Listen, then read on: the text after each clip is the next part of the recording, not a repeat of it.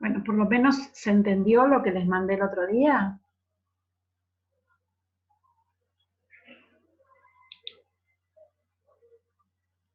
Sí. Bueno, me alegro. Menos mal que tenía una clase parecida grabada. Entonces vamos a dar como por terminado el apunte de ejercicios para pensar un poco más. No quedó nada pendiente, me parece, que habíamos resuelto ya todo eso, ¿no? ¿O quedó alguna duda? ¿Qué es eso?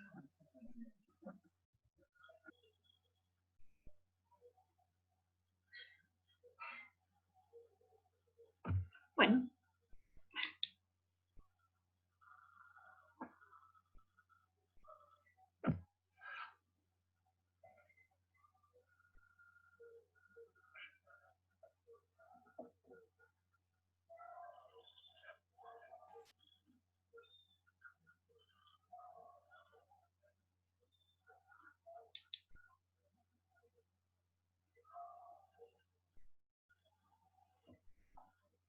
Bueno, entonces si no hay dudas del primer apunte, de los ejercicios para pensar, que quedó todo resuelto, los ángulos, las bisectrices de los ángulos adyacentes dan un ángulo recto, las de los ángulos opuestos por el vértice dan un ángulo llano, y más o menos había una pequeña explicación de cómo analizarlo.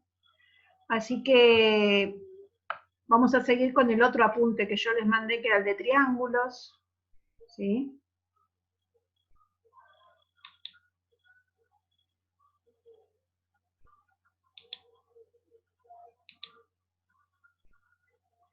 ¿Todos tienen este apunte?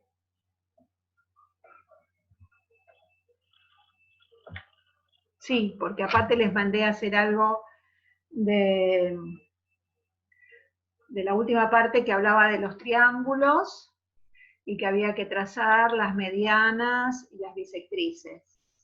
Les voy a dar tiempo porque algunos supongo que no habrán terminado en este día, de poquito, así que eso lo vamos a volver a ver el miércoles, ¿sí? Que tenemos más tiempo incluso, y vamos a analizar el trabajo que ustedes hicieron, vamos a complementar con lo de las medianas y las bisectrices.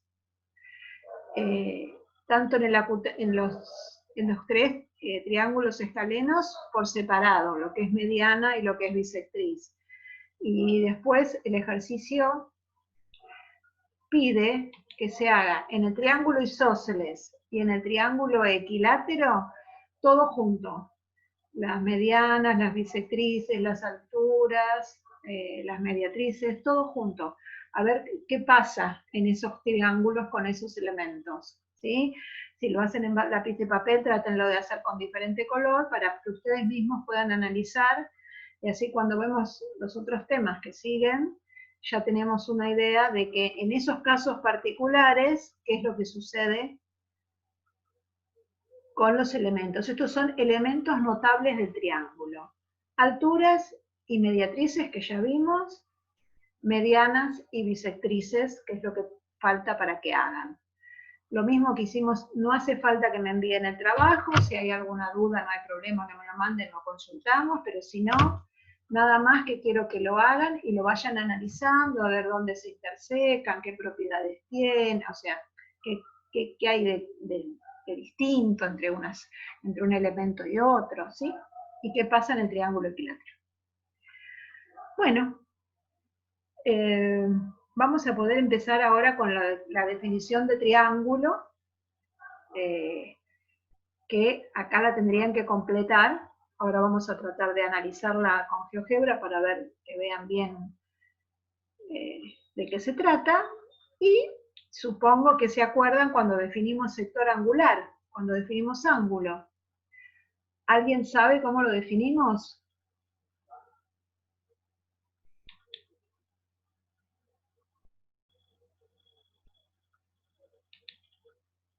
¿No me acuerdo?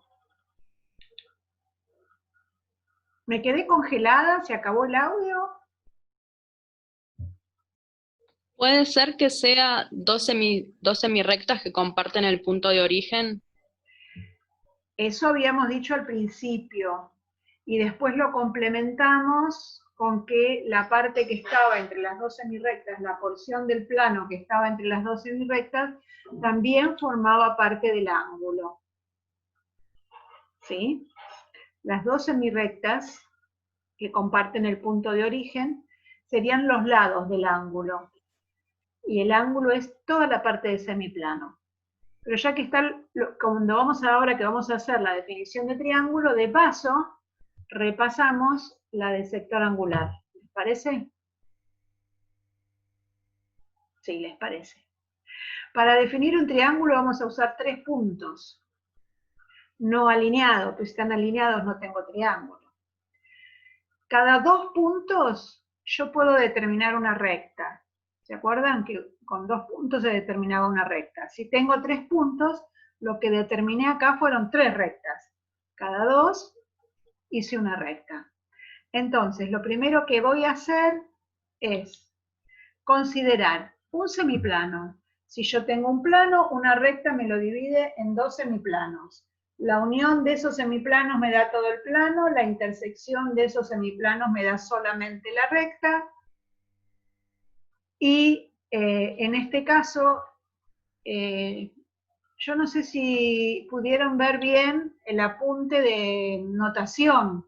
Ahí más o menos está un poquito más claro cómo hacer las intersecciones, qué es lo que hay que poner. Si tienen alguna duda, me dicen, y si no, eso no lo vimos, o sea que tampoco se los mandé en el videito. Si quieren, después la clase que viene lo volvemos a ver.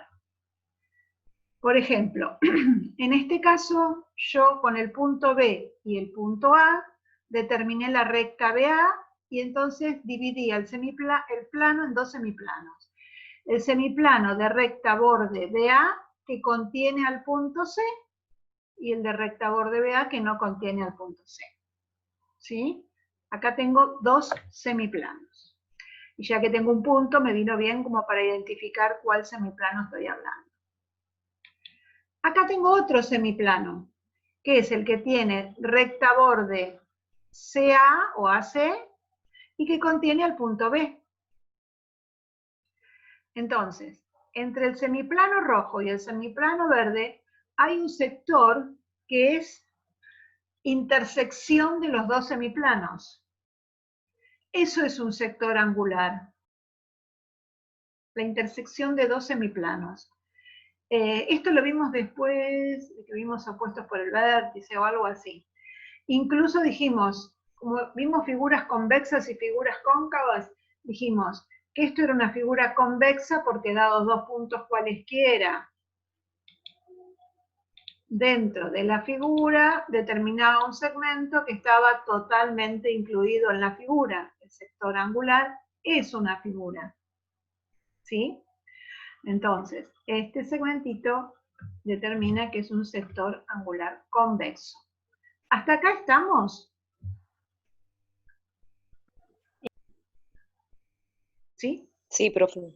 Bueno, esto se entendió. Entonces, para completar lo que es un triángulo, deberíamos tomar el tercer semiplano, que sería el semiplano de recta borde BC que contiene al punto A.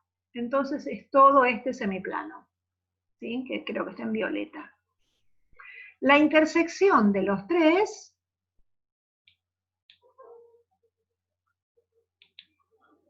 me forma el triángulo ABC.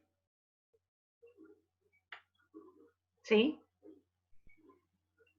¿Quedó claro? Como no hablan, lo vuelvo a repetir, por si alguien se perdió en el intento.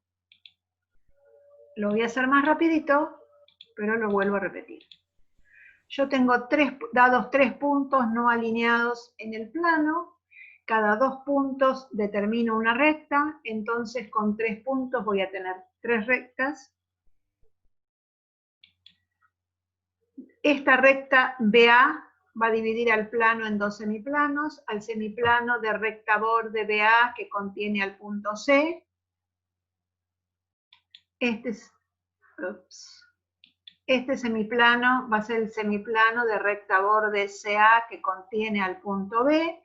Hasta acá la intersección de los semiplanos me dio un sector angular, pero si yo determino el tercer semiplano, que es el semiplano de recta borde CB que contiene al punto A, la intersección de los tres semiplanos, que es donde están todos los colores, me va a determinar el triángulo ABC, BCA, como lo quieran llamar. ¿Sí? Sí. Sí, profe. Bueno, bárbaro. Acá voy a tener sectores angulares interiores y voy a tener sectores angulares exteriores. ¿Sí? Vuelvo al apunte.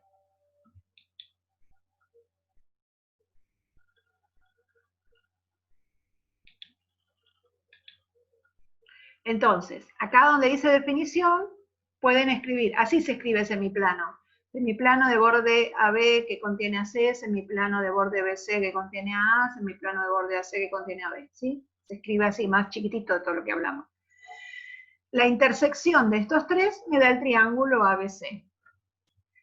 Cuando tenemos la intersección de las rectas, estos puntitos van a ser los vértices. Entonces los vértices van a ser A, B y C. Los lados son los segmentos que me quedaron determinados en las intersecciones. Ángulos interiores son los que están adentro del triángulo, que eso ya los vimos la otra vez. Y un sector angular exterior sería este. Ese sector angular exterior, digamos, este ángulo interior va a tener dos adyacentes, ¿sí? Este y este otro. Son adyacentes a este, por lo tanto son sectores angulares exteriores. ¿Cómo son entre sí? Opuestos. Iguales, ¿por qué?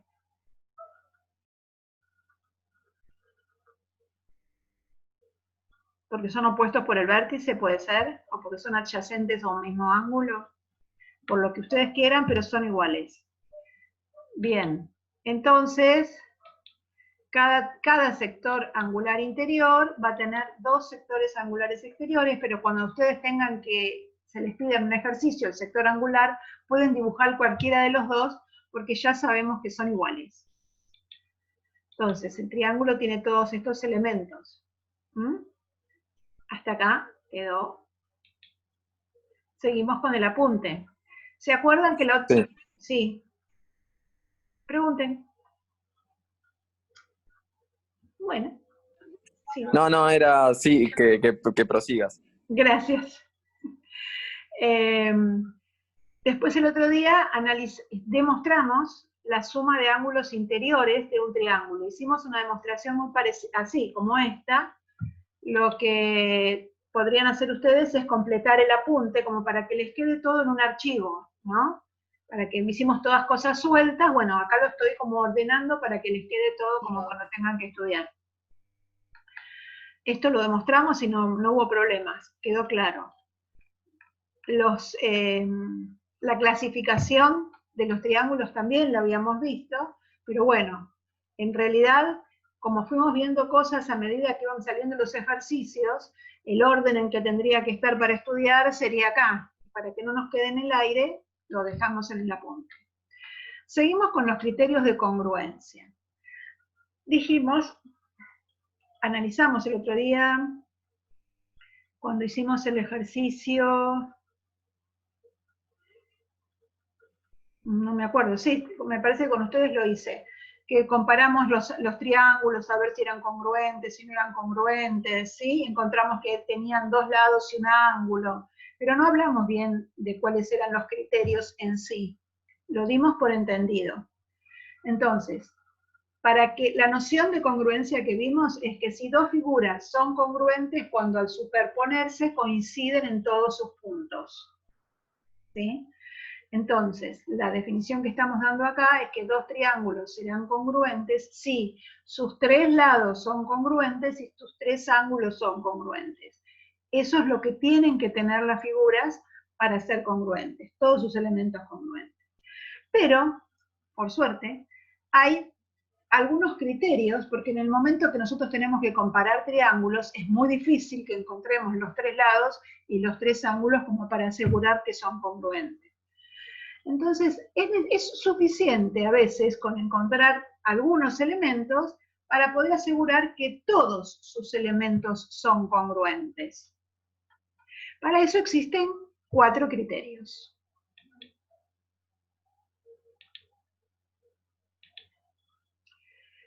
Acá lo tenemos un poco dibujado como para poder analizarlo. El primer criterio de congruencia dice que para que dos triángulos sean congruentes es suficiente que tengan dos lados y el ángulo comprendido respectivamente congruentes. No son cualquiera dos lados y cualquier ángulo. Tiene que estar siempre los lados y el angulito comprendido. Porque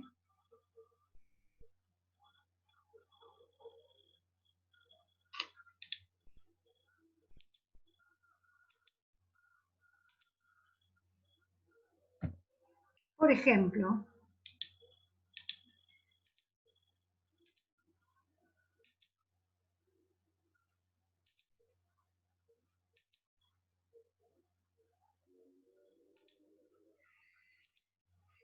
yo voy a tener acá, este lado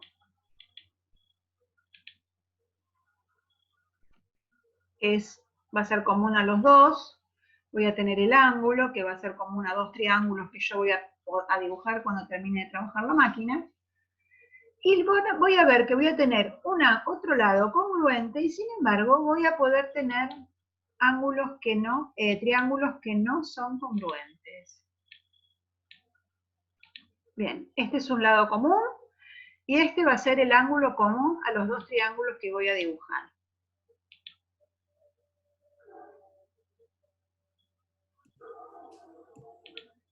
Bien.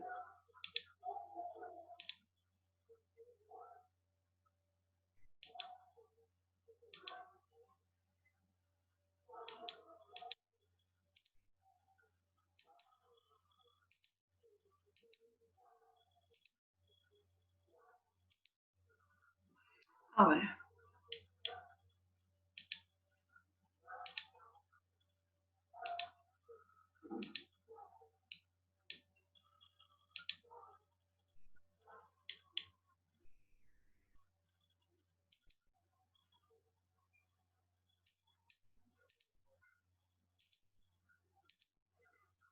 Bien.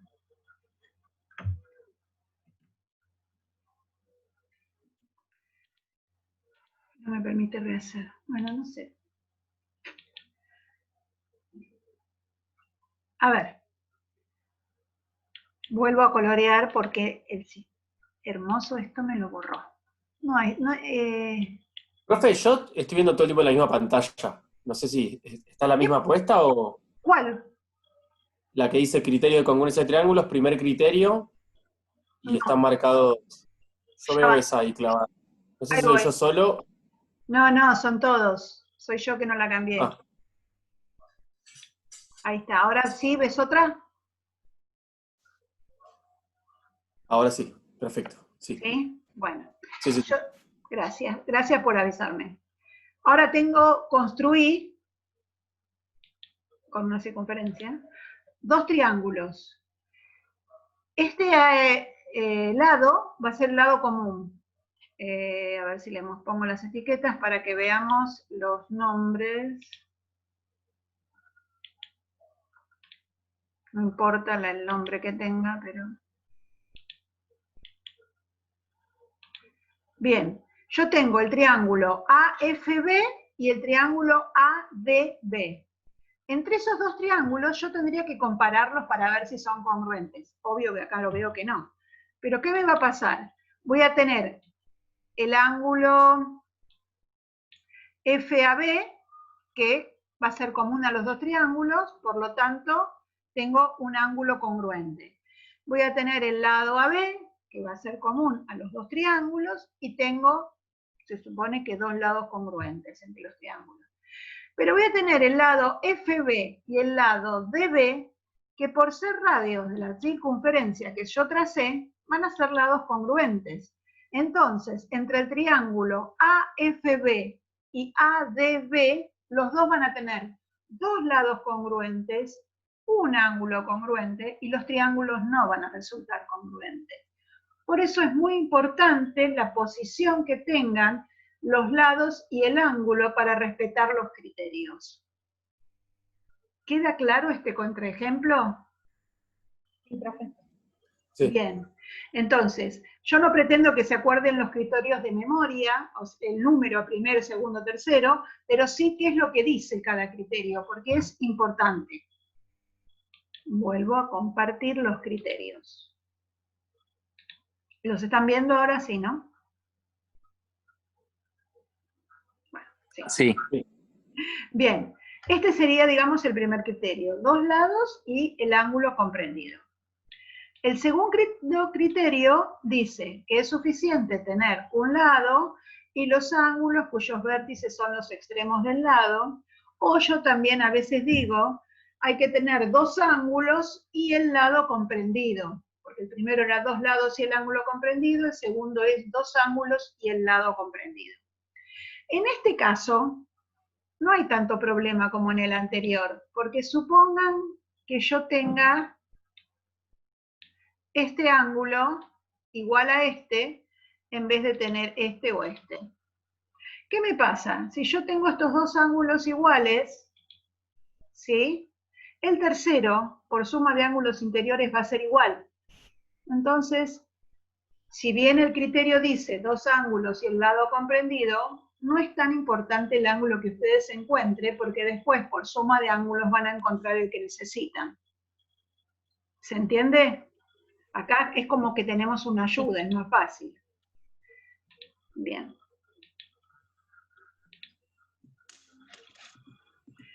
Ese sería el segundo. Cuando comparemos triángulos, como comparamos el otro día, me parece que teníamos que usar el primero, en el que teníamos dos lados y el ángulo comprendido, en el ejercicio que hicimos el otro día. El tercero es el más fácil, porque para que dos triángulos sean congruentes es suficiente que tengan los tres lados congruentes. Al tener los tres lados congruentes podemos asegurar que los triángulos son congruentes. Si yo tengo las medidas de tres lados, no hay otra forma, lo construya en el lugar del plano que lo construya, va a ser el mismo triángulo, ¿sí? No hay otra posibilidad. Y el cuarto y último, bueno, les voy a decir, cuando ustedes encuentren los tres elementos, supongan que encontraban los tres lados congruentes, entonces yo puedo decir, por tercer criterio de congruencia, o por el criterio que dice tal cosa, resulta ser que ABC es congruente con CDB, y todos sus lados y ángulos son congruentes. Yo puedo asegurar que si yo encuentro los tres lados, los tres ángulos sí o sí van a ser congruentes. No, el segundo criterio no tiene contraejemplo, es solamente el primero. ¿Sí? Eso lo preguntó Ezequiel. Porque precisamente el segundo puede utilizar cualquiera de los tres ángulos. Solamente el primero hay que cuidarse. Bien, este sería el cuarto criterio, que a propósito yo dibujé triángulos obtusángulos, porque en triángulos acutángulos es muy difícil poder llegar a usarlo, este criterio, porque necesito saber cuál de los dos tiene que tener dos lados y un ángulo, parecido al primero, pero no es el primero. Porque tiene que tener dos lados y el ángulo opuesto al mayor de los lados, por eso tiene una posición justa. Si es un triángulo acutángulo, es muy difícil, salvo que tenga la medida de los lados, poder saber cuál es el lado mayor o más grande que otro. En cambio, en un triángulo rectángulo, el mayor de los lados es la hipotenusa. Y en un triángulo obtusángulo, el mayor de los lados va a ser el que se opone al ángulo obtuso. Porque en todo triángulo, a mayor lado se opone mayor ángulo y viceversa. Esto es una propiedad que pueden usar, que no creo que lleguemos con el tiempo a demostrarla. ¿Sí? Entonces, en todo triángulo, a mayor lado se opone mayor ángulo y viceversa. Entonces yo puedo asegurar que en un triángulo obtusángulo, si tengo el lado opuesto al ángulo, encontré el mayor de los lados. Entonces, si tengo dos lados y el ángulo opuesto al mayor, puedo aplicar el cuarto criterio de congruencia. No lo usamos mucho, pero a veces lo usamos. ¿Sí? Generalmente se demuestra por el segundo, porque es lo más fácil poder encontrar ángulos entre dos triángulos. Y algún lado. Bien, ¿hasta acá? ¿Entendió? Bien.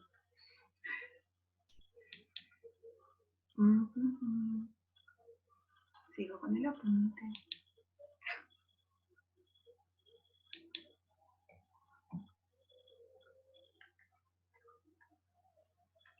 Bien. Después esto es lo que estuvimos hablando recién, que era como que yo se los pedí para que lo fueran adelantando. Pero yo soy consciente de que en un día y medio no se puede terminar con un trabajo. Entonces, lo pueden hacer tranquilos el fin de semana, ¿sí? Y tratar de ir completando lo que es la mediana. Ah, a ustedes no les dije lo que es la mediana. Me olvidé que no tuve clase. A ver.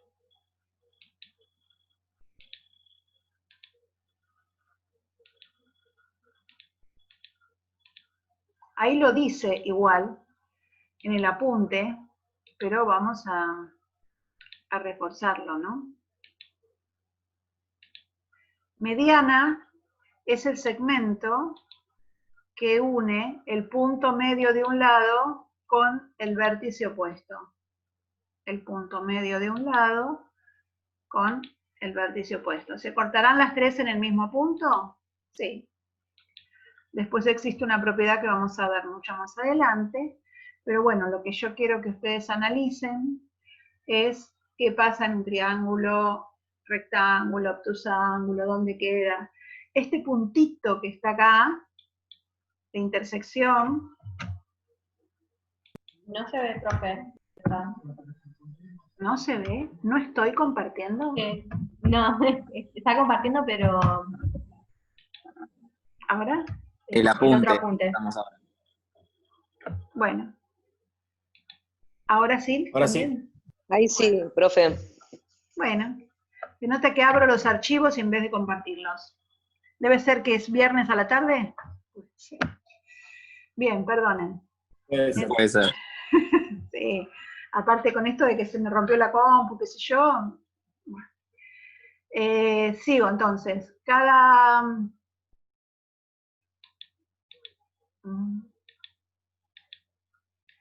Dado los tres puntos medios de los lados, la mediana es el segmento que une el punto medio de un lado con el vértice opuesto. El punto medio de un lado con el vértice opuesto, el punto medio de un lado con el vértice opuesto. La intersección de las tres medianas se llama baricentro. ¿Sí? Como el centro de masa, podría ser en física.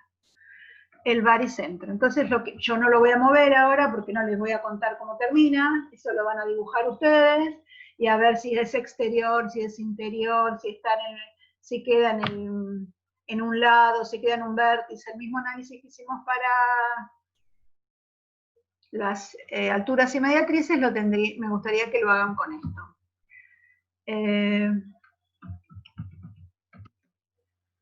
Hay algo que... Bueno, las mediatrices se dibujan completas, no pedacitos como hicieron algunos, ¿no? Hay algo que hicieron algunos en el trabajo y otros no, entonces algunos lo saben y otros no lo saben, entonces me gustaría compartirlo para todos. Estas son las mediatrices, son las rectas perpendiculares a cada lado de su punto medio, las tres se cortan en un punto que se llama incentro, y ese punto tiene una propiedad que es que está a la misma distancia de los tres vértices. ¿Sí? Yo tracé una circunferencia con centro en el circuncentro y pasando por uno de los vértices y pasa por cualquiera. Esto va a pasar en cualquier tipo de triángulo. Si es obtusángulo también, los vértices van a estar siempre en la circunferencia. Y esto es un poquito como lo hicimos, ¿se acuerdan cuando hicimos la fuente? Estaban los tres árboles. Sí. Menos mal, porque ayer se habían olvidado de lo que hicimos con la fuente. Yo digo, tanto trabajo. Bien, habíamos encontrado que cada dos árboles hacíamos la mediatriz, entonces entre los tres árboles, donde se cortaban las dos mediatrices, era el punto que estaba a la misma distancia de los árboles. Es el mismo concepto visto de diferentes formas. Vamos a ver muchas cosas desde diferentes formas y van a ver que es siempre lo mismo. ¿Está? Entonces, este punto de la intersección de las mediatrices, que se llama circuncentro, es el centro de la circunferencia que está circunscripta. La circunferencia está por afuera y el triángulo que quedó acá está inscripto, ¿sí? Al otro día que me pusieron indescriptible, no es indescriptible, está inscripto, sí, me acuerdo.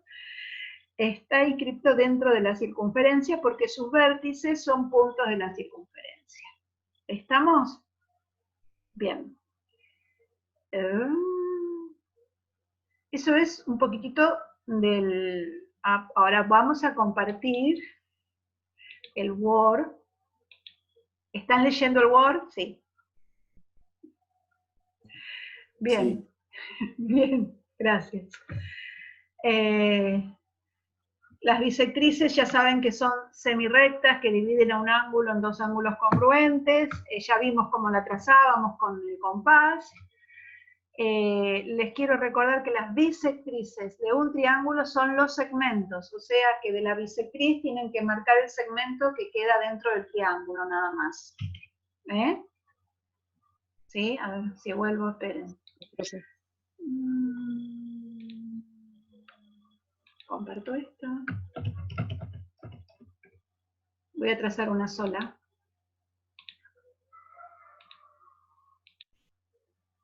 Encima el GeoGebra la hace tipo recta y para nosotros la bisectriz es una semirrecta.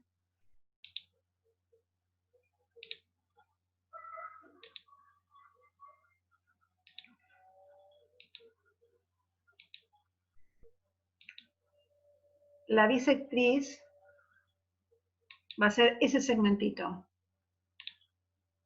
Nada más. En los tres lados. ¿Sí?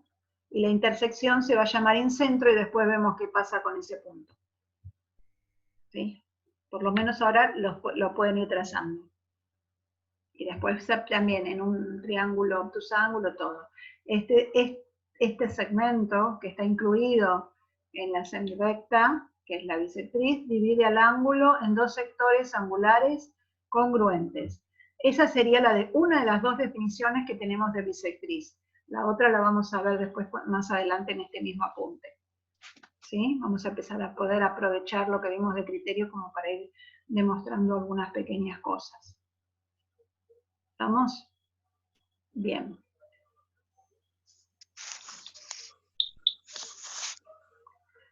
El apunte. Voy muy rápido con ustedes. Miren qué maravilla. Vamos a empezar ahora a hacer el ejercicio número 1 de las actividades. Hoy trabajan ustedes. ¿Sí? Lo tienen acá en el apunte. En el apunte de ustedes, si no, yo se los dejo acá un ratito. Tienen que construir un triángulo isósceles que el ángulo opuesto a la base sea de 45 grados.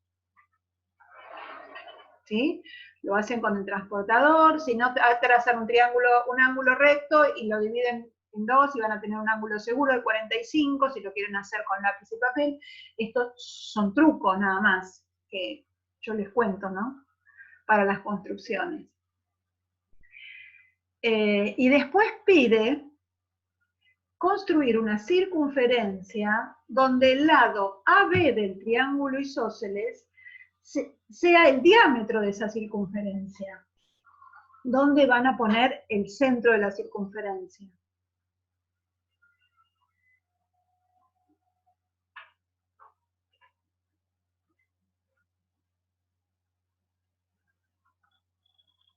Bueno, hago una cosa. Los dejo que vayan pensando, porque me quedan 2 minutos. Cuando se me termine el tiempo, yo voy a abrir otra clase de Zoom. Mientras les dejo ahí para que vayan mirando el apunte y lo pueden ir construyendo a partir de ahí. Lo construyen en papel y lápiz, lo construyen en GeoGebra, lo construyen como les sea más cómodo.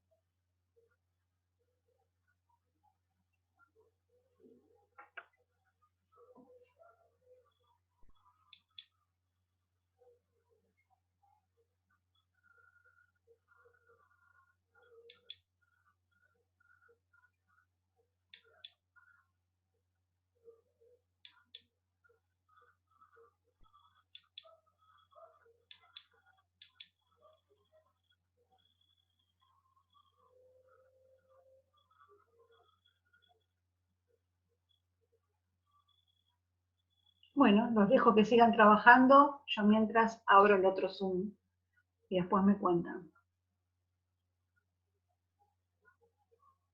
Ustedes tienen igual el apunte, ¿no?